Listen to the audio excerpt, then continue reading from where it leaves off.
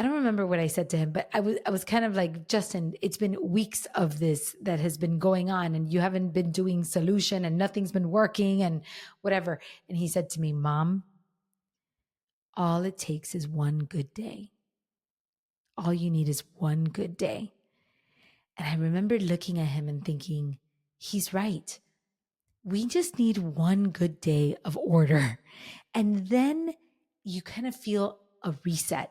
You, if you just have one good day, you feel a little mini reset that gets you back on track. Hey, listener, welcome to episode number 75 of Listen Up. So let me ask you a question.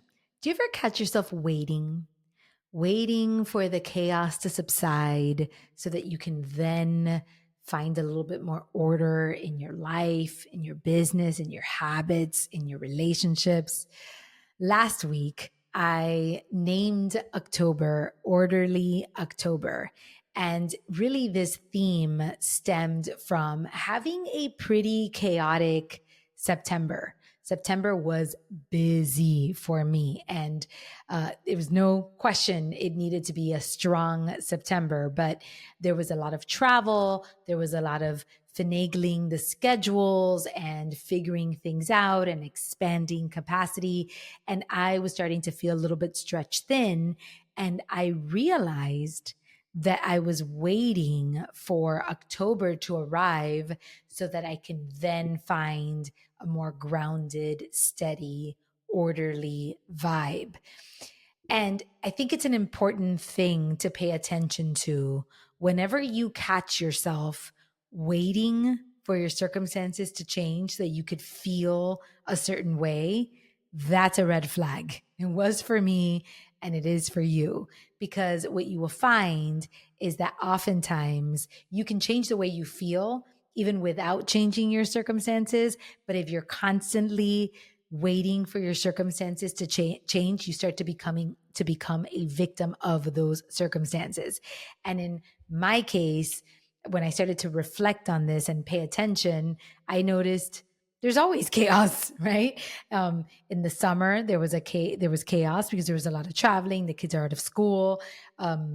End of year, there's a lot of chaos with the holidays. Having three kids, there's a lot of chaos because they have different schedules, different needs, different activities, different schools. If tragedy strikes or somebody gets ill and there's a disruption to your schedule, that is chaotic as well. When the kids end school in May, that month is Maycember. It's chaotic. So when you start to pay attention, you realize chaos is abundant. It's always around. So if you are constantly waiting for there not to be chaos, you're going to spend a very small amount of time feeling order. And that's not great, right? It's not great for your nervous system to always feel like you're spiraling. It's important to adopt a calm, grounded energy, even if you have your spikes and even if there are some moments that disrupt you. And for the most part, I think I have done a good job at creating that identity, but this month really threw me off.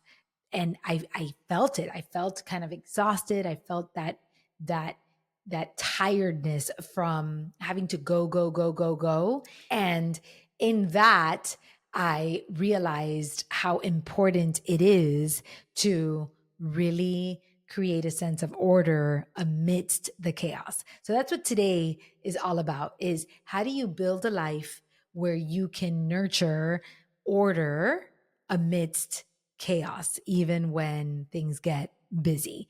And I have three practical strategies that I want to offer you that I have used in the past, that have supported me and that I'm definitely nurturing right now, just to restore order in my own personal life. So the first strategy is understanding what kind of schedule serves you best. Now, most people operate on one specific kind of schedule. And this concept was created by Paul Graham. I don't know if you've ever heard of it. It's called Are You a Maker or a Manager? And the concept is that there's two ways to approach your schedule, the maker's way and the manager's way. But most people just typically handle life with a manager's schedule. What does that mean? That means that your day shifts hour by hour by hour by hour, and you're constantly shifting gears, shifting tasks, shifting roles, and just going from meeting to meeting to meeting to meeting, or from task to task to task to task, or from meeting to task, etc., in order to manage your day. And I think most people have a manager's schedule. You know, even going back to school is conducive for a manager's schedule, right? You go from period to period to period, then you do lunch, then you do more periods, and then you end your day when the bell rings, right?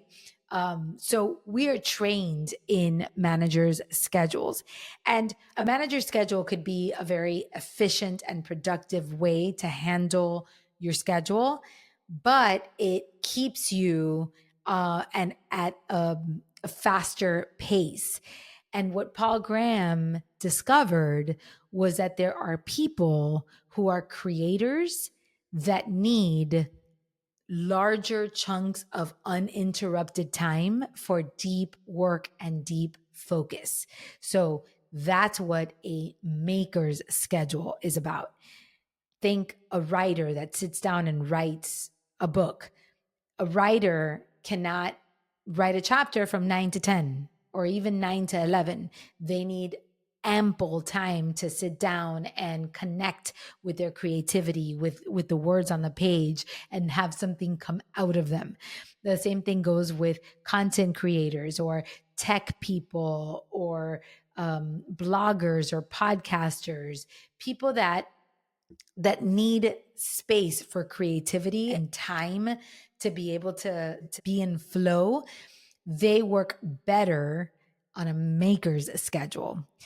So as I was reflecting, what I noticed was, even though I have days that are manager's schedule, they're governed by a manager's schedule, my one-on-one coaching days where I'm back to back to back to back, I typically have those days, but I also have certain days that cater to my maker's schedule, specifically weekends. Saturdays and Sundays are usually maker's days for me. My kids sleep in, my husband sleeps in, so I wake up early and I have hours of uninterrupted time to focus, to create, to download content, to think, to journal, to reflect, all the things.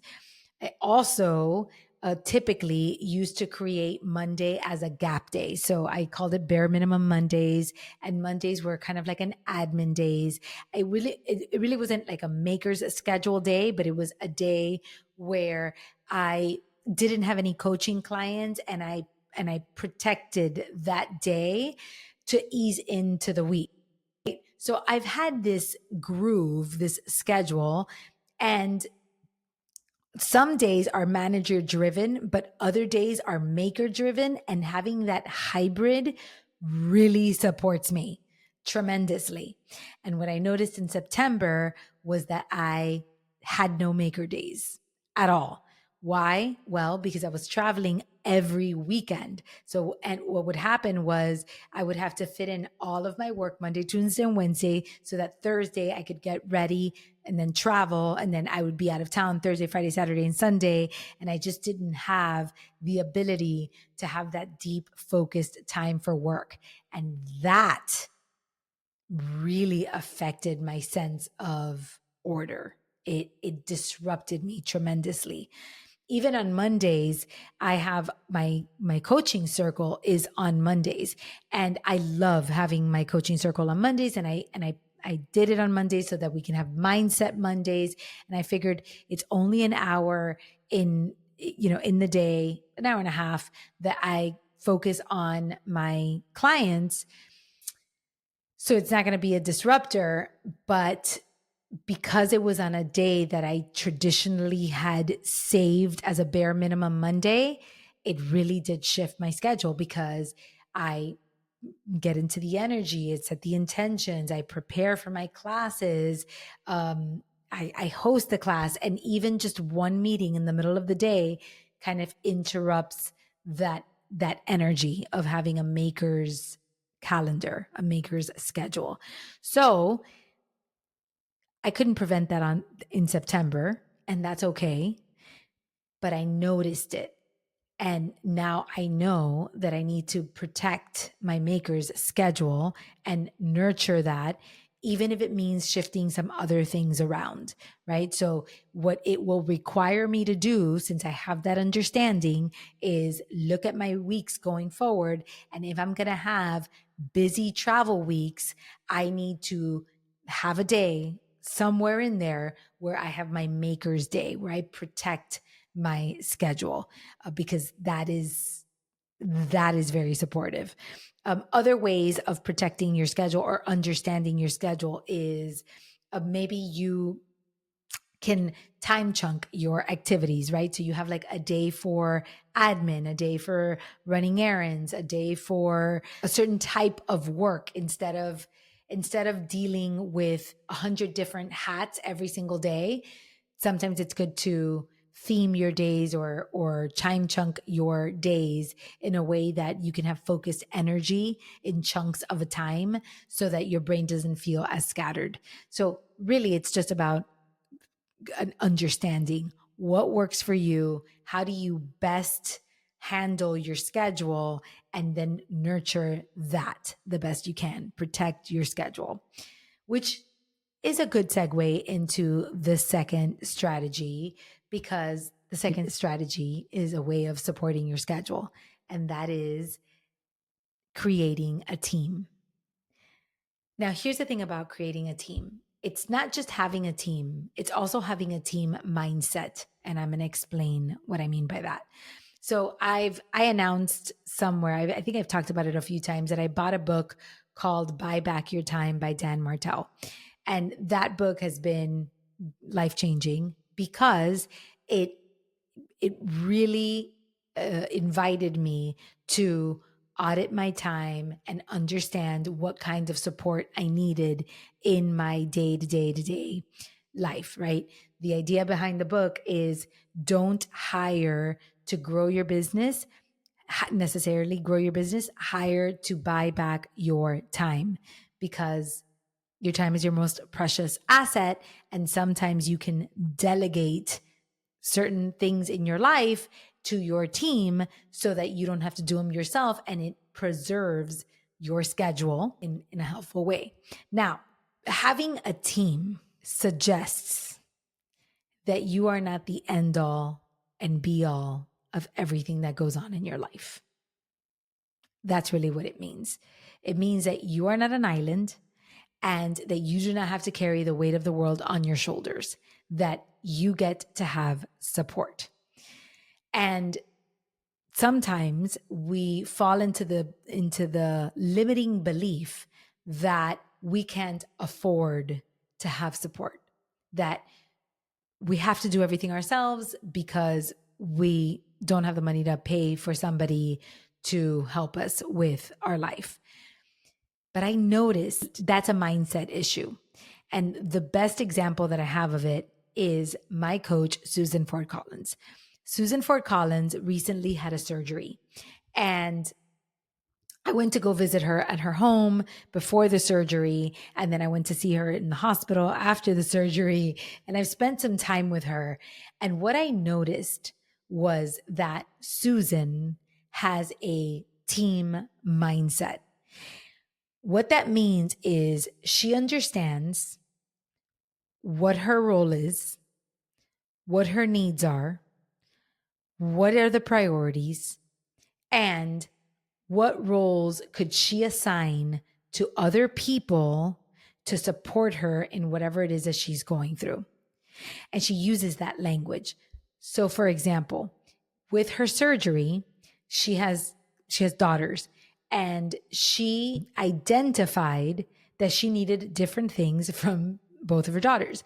So one of her daughters was, her role was, she was the communications person.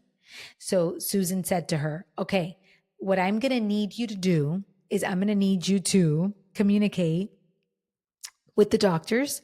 I'm going to need you to communicate with the family after the surgery. This is a list of the people that I want you to message and let them know that I'm okay. These are the people I want you to be in contact with. These are the questions I want you to help me answer. I want you to help me build a team of doctors and experts to support my care, right? So, one of her daughters was the communicator. She used her other daughter for care and compassion. So her role was to be more of a caretaker, a nurturer, right? She was the one that was going to stay with her and give her cuddles and tell her everything was going to be okay and I don't know, comb her hair. She was kind of like the more of the nurturer of the two. I mean, she was having surgery, so she needed a lot of support, right? But what I loved about it was seeing how Susan is so well equipped in assigning roles to people that her life has a sense of order because she knows who to rely on for certain things. She knows what she needs. She knows what to ask for. She knows how to get support instead of letting it be a free for all and whatever happens, happens. And, you feel overwhelmed and not really sure how things are going to go. She also has an employee in which, while she was in surgery, she left certain tasks that she wanted him to fulfill in her absence. So by the time that she went into the surgery, everybody had a task, everybody had a role, everybody had a job, including her. And her job was to survive the surgery, go in with a good mindset, be at peace, be calm. So this isn't just about money. It's about clarity. It's about communication, and it's really, really important. I have started to develop a team mindset as well, and I have my executive assistant that I work with, and we are starting to learn how to assign the roles. Who's going to be responsible? Where do I put all of my tasks? Then who takes these tasks? And how do we get the business flowing? And at home, I need to work on this, and I want to work on this, and I invite you to work on this, is having that same mindset that Susan has. Just understanding what it is, right? What is each one of our roles? Can you assign one of your kids to have garbage duty? Can you assign the role of cooking to somebody in your household? What about pick up and drop off? What about laundry? Right? How do we create a team where everyone has a role and you have the clarity to be able to ask for what you want, delegate what you can, and focus on what matters most? If you can master that concept of having a team, your life is going to change drastically. It really, really is. So maybe this means hiring a house manager. Maybe this means hiring an office manager. Maybe this means learning how to teach other people to do what you do so that you can multiply your time and your efficiency. It's huge. And then the third strategy is reduce thinking energy. Reducing thinking energy, I talk about thinking energy all the time. What is thinking energy? Give you an example. Let's say that you want to start exercising, but you spend all day trying to figure out what time you're going to exercise, right? You get up in the morning, you don't have a plan. Then you have breakfast. You didn't work out in the morning because you didn't plan it the night before. And then you didn't think about it in the morning. So then you have breakfast and then you want to go out for a run, but you just had breakfast. So now you have to wait a couple of hours because you're full and you don't want to throw up while you're running. So then the day gets busy and you didn't get a chance to go for the run. And then the afternoon hits and now there's traffic. And then you have to pick up the kids at school or you have to take your dog out for a walk. and then you get a phone call, and then you forgot you had dinner plans with your spouse, or you had a meeting in the afternoon, and then the evening comes and you're like, oh, I have to do something, and then it goes on and on and on and on. That is thinking energy. Instead of having things allocated and having a plan for your day and having some non-negotiables that you don't have to think about, you waste a lot of energy thinking. And the thinking, the spiraling, is what makes you feel overwhelmed and makes you feel chaotic, as opposed to having some non-negotiables restores order in your life. So how do you reduce thinking energy? Number one, non-negotiables. You have certain things that you plan ahead of time so that you don't have to think about them. Examples of that are, let's say you pick a date and a time that you go to the gym every day and you don't think about it. It's like, that's the date and the time. Having a gym that you go to with a class, I think that's one of the reasons why those are effective. You know, going to a Pilates class or going to a strength training class, those are effective because the time is set in stone. It's already been decided for you. You don't have to think about it. All you have to do is decide whether you're going to go or not go, but it eliminates some thinking energy. Another way of eliminating thinking energy is to simplify things the best you can. So, an example, let's say you want to meal prep your food, but the concept of meal prep, which is something you're not really 100% familiar with or you haven't tried before, feels vague and elusive and overwhelming. So you spend most of your day thinking about meal prepping, but you don't actually meal prep because it just feels like bigger than what you can handle. And then you start to overthink it and you think it has to be perfect. And you're like, oh, I need to meal prep on Sundays for 4 hours. And then you never have 4 hours on Sunday to meal prep. So it becomes this big thing. And then you constantly find yourself not having food available when you need it because you didn't meal prep.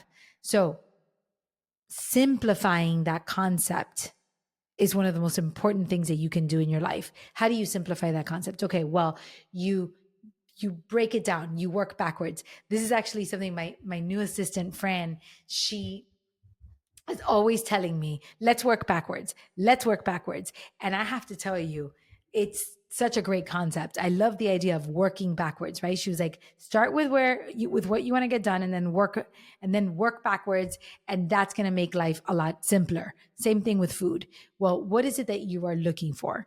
Well, are you a person who leaves the house, or do you eat at home? If you eat at home, you don't need the same meal preps as if you leave the house.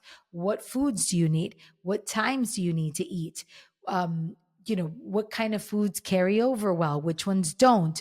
What can you supplement with? What you can't you? So an example is, let's say that you work from home, but you want to meal prep because you want to have good, healthy foods available and you don't want to have to think about it. You get caught up in your workday in your home office. This is something that happens to me. What my husband and I do is we don't meal prep, but we batch cook. So if we're making this evening, my husband made a chicken, a chicken parmesan thing that he does, is like really cool thing. So he made this chicken. Instead of making 5 chickens for the 5 of us, he makes 10 chickens. And the 5 of us will eat the chicken. And then we have 5 pieces of chicken left for the next day. And my kids don't eat the leftovers necessarily, but we do. So we'll have those 5 pieces of chicken. And now I know that tomorrow, when it's time to eat, I have a piece of chicken in the fridge. And if I'm really pressed for time, I could eat the chicken by itself, or I can add the chicken, put the chicken on a salad. Or if we have sweet potatoes, we'll make 10 sweet potatoes at a time or 15 sweet potatoes at a time, and we'll keep them in the refrigerator. So now I have a sweet potato and the chicken, and I simplify the eating process. I just batch several foods at once, and then I combine them with things that are quick and easy and grab and go at the moment. Back in the day when I used to work in Brickell at my law firm and I wanted to batch cook, or I wanted to meal prep for that, I knew that I had to pack a lunchbox. So that was a different dynamic. So what would that mean? I would still do the batch cooking, but I would prep just, let's say I would make a salad, for example, the night before, and I would batch cook still the chickens, but I would take the chicken and my pre-made salad that I would make the day before, I would take that with me. Or I would pack certain little things every week the same so that I didn't have to think about it that much. But I would just make it maybe 2 days in advance or just the morning of. I simplified it so that I wouldn't have to spend 5 hours or, whatever on a Sunday. That was never going to happen. The same thing goes with exercise. Let's say that you want to exercise, but it seems incredibly overwhelming. YouTube video, right? YouTube video, the path of least resistance. Get a 15-minute workout on YouTube, and you pick a date and a time that you're going to do it from your house, and you do that little workout and you're done, right? Simplify the process. So that's one of the ways of reducing thinking energy. The other way is nurturing rituals. Rituals are an incredible way to really create an orderly life because they soothe your soul. At least they soothe my soul. So a ritual could be, for example, making the bed in the morning, something simple, but doing something that makes you feel like your day is organized from the start. Could be making your bed. Whenever you come back to your home and the bed is made, it calms your nervous system. Maybe it's lighting a candle when you get to work or putting some essential oils when you get to your office space. And that's a way of creating order. You can have the ritual of cleaning up your desk space before you leave the office that day, so that when you come back the next day, it looks orderly. So one of the ways of reducing thinking energy, which I think is such a cool thing as it relates to nurturing rituals, is thinking of future you. Performing many rituals in your life that support future you. It could be the way that you load the dishwasher. It could be the way that you clean your desk. It could be planning your meals. It could be setting alarms on your phone to remind you of things that you need to do throughout the day, right? These are all ways to establish a sense of order in your life. So here's a cute story about reducing thinking energy. When my son, Justin, was a little smaller, he has always struggled waking up in the morning. He's a nocturnal kid. So he always had trouble going to sleep early and waking up early, lifelong battle. And there had been a while where he was just not getting up and not being ready on time to go to school. So he came up with a strategy to wear his uniform to go to sleep at night. So he would get dressed at night and then he would go to sleep in his uniform. And then when he would wake up, he just had to get up, go brush his teeth, eat breakfast, and then be done. And he was convinced that this was going to be the solution to his problems. So he named sleeping in his uniform Solution. And every night he would say, "Mom, I'm going to do Solution tonight." And my husband would say to him, "Justin, putting on your uniform could take you like 3 minutes. It doesn't save you that much time. But if you sleep in your uniform, it's going to get wrinkled. Just get dressed quickly." But Justin understood that it wasn't just about the 3 minutes. It was about the thinking energy. He wanted to simplify his life so he didn't have to think about it, because it was so hard for him to wake up in the morning that the less he had to think about, the more orderly he could approach his morning. So every night he would put on his uniform and wake up the next morning and had one less thing that he had to think about, and that would help him be on time. So one day he had had a few rough nights and he hadn't been doing solution. It had been a long time he hadn't done solution. And he, I guess he had fallen out of the habit, and then he remembered, and he said to me, "Mom, I'm going to do solution tonight." And I was like, I don't remember what I said to him, but I was kind of like, "Justin, it's been weeks of this that has been going on, and you haven't been doing solution and nothing's been working and whatever." And he said to me, "Mom, all it takes is one good day. All you need is one good day." And I remember looking at him and thinking, he's right. We just need one good day of order. And then you kind of feel a reset. If you just have one good day, you feel a little mini reset that gets you back on track. So that's kind of like the last thing I want to share with you, which is, if you're having a chaotic season and you're in a chaotic time and everything feels disorderly, just remember, give yourself one good day, one good exercise, one good routine, one good day of meal planning, one good day of managing your schedule, one good day of assigning roles to your team, right? One good day of reducing thinking energy. And one day turns into many days. But all it takes is one day to start resetting your brain and making you feel better. You don't have to wait until all your circumstances have been resolved in order to approach life with a better feeling and a better sense. You just need to do your part. So hopefully that has helped you. These are the little strategies that I use in my life. I am nurturing October with these concepts. I'm really working hard on building a team. I'm bringing back my maker's schedule, and I am focused this month on reducing thinking energy. So now I ask you, what will you implement in your life to bring about some order in your life? So if this resonated with you, I'd love to hear which one of these strategies will you bring into your October. What are you going to apply? Are you going to start working on reducing your thinking energy? Are you going to focus on building a team or having a team mindset? Or are you going to embrace a schedule that really supports your well-being and your personality and your workflow?